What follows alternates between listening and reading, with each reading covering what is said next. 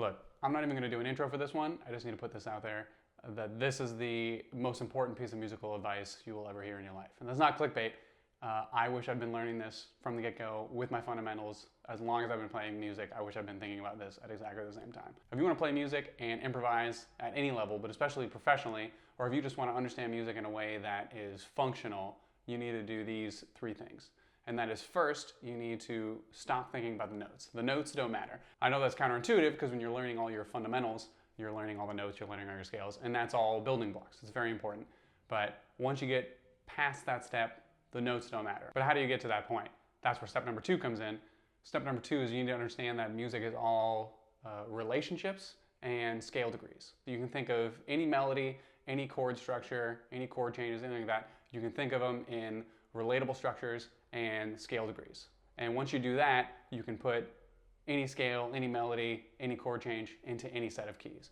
And that comes to step 3, is you need to build a tangible, manipulatable structure in your head that you can visualize. And if you can do these 3 things, especially step 3, you'll have more freedom with music than you ever thought possible. But like I asked, how do we get there? How do you get to that point where you understand all of music, if you will, Western music, in a concise way where you can hold it all in your head at once and manipulate it while you're also doing other things, playing your instrument or improvising?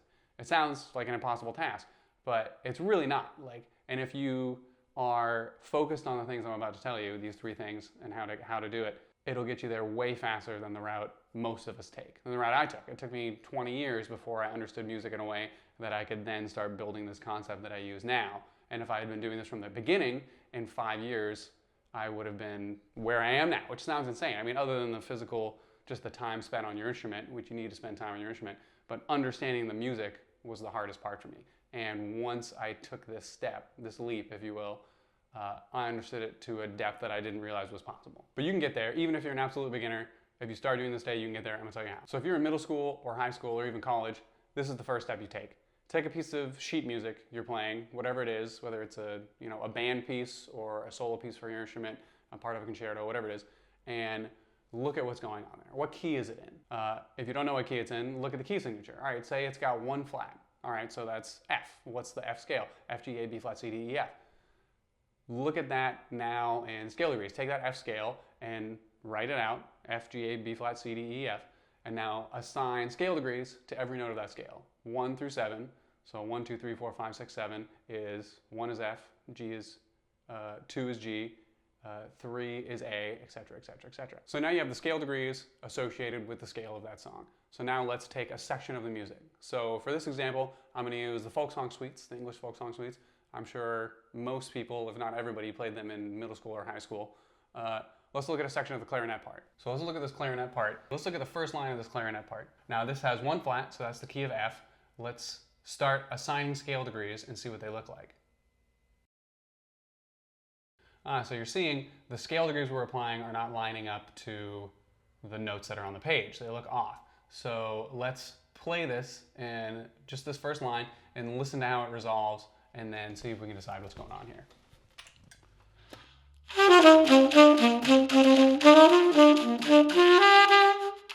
Okay, you can see there that obviously it sounds minor, and you can see that the resolution is resolving to D. Strong resolution to D. So in that case, this is in D minor, not F. So same key signature as F, but it's D minor. So now let's apply the scale degrees to D minor. Okay, now you're seeing, now it's lining up. Now that makes sense as far as scale degrees go.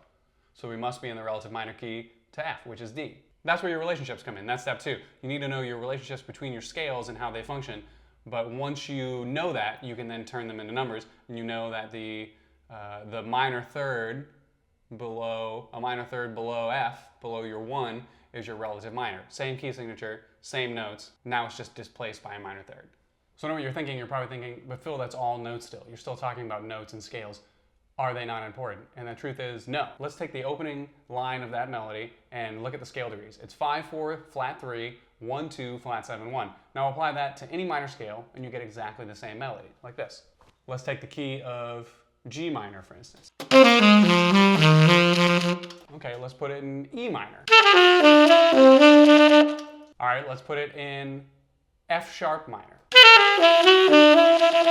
As you can see, the melody sounds exactly the same. I didn't have to think about that hardly at all. And your melody now, you can put in any key, you can transpose in any key, simply because you know the scale degree is what it is. 5, 4, 3, 1, 2, flat 7, 1. And this is what I mean by having complete freedom in music by studying it this way. Once you know your scales, once you understand your chordal relationships, you now turn them into scale degrees and numbers, and you can move them to any key, into any chord structure, and you'll know it instantly.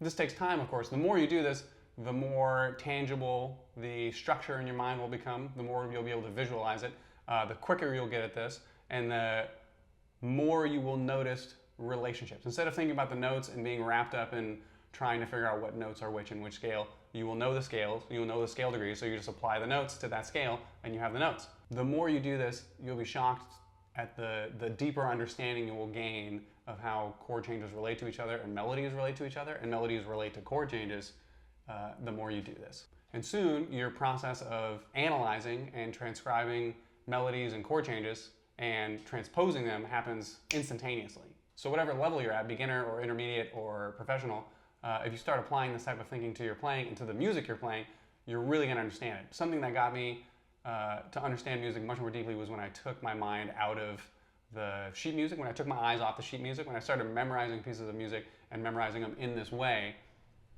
it made me understand what I was actually playing. Because it was really hard to memorize music, it was really hard to understand what I was playing and how it related to everyone around me. Once I took my eyes off the page and started learning how the music functioned in this way, my understanding of the piece came from these are the notes I play to here's where I am in the chord and here's what everybody around me is doing and here is how I'm contributing. So start doing this with pieces of music. Pick a piece of music, write out the scale degrees, figure out what keys you're in because you're going to modulate what you're moving through. Memorize your melody in scale degrees and how it relates to your chord changes, and then put it in a different key. And write it out at first if you have to, which you probably will have to. That's how I started. Write out the melody in a different key and then learn it in that key. And by the time you get to the third or fourth key, it'll become very easy. But you can do this with your fundamentals as well. So say triads. Pick a triad. 1, 3, 5 in any major key. So let's start. 1, 3, 5 in G. I'm going to stand up for this, and I'm just going to say it and play it at the same time. 1, 3, 5 in G. That's GBD. 1, 3, 5 in F sharp. 1, 3, 5 in B. 1, 3, 5 in E.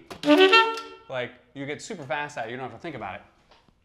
It gets to the point where you can pick random notes. So let's pick a random string of scale degrees. So let's do 2, 6, 4, 5, 3, 1, 7. Let's do that. All right, let's do it in E. 2, 6, 4, 5, 3, 1, 7. Oops. So that's it. That was F sharp, C sharp, A, B, G sharp, E, D sharp. Let's pick a different key. Let's do it in A. A little sloppy, but it was first try, not so bad. Let's do it again.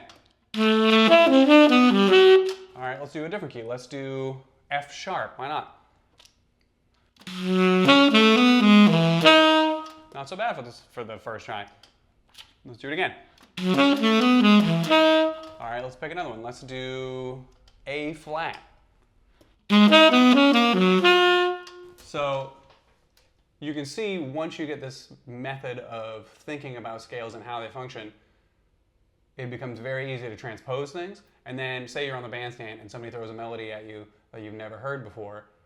If you can analyze it in scale degrees, you can then throw it into any key. Or say you sit on the bandstand and you've learned a song in C and somebody calls it an F. If you know the song, if you truly know it in relation to scale degrees, and you know your chords in relation to scale degrees, you can immediately transpose it down. I've had to do this. I learned on Green Dolphin Street. I learned it in E flat concert. And I learned it all in relation to scale degrees. I got on a gig, they called it in C, boom, I had it down immediately. Like, didn't have to think about it hardly at all.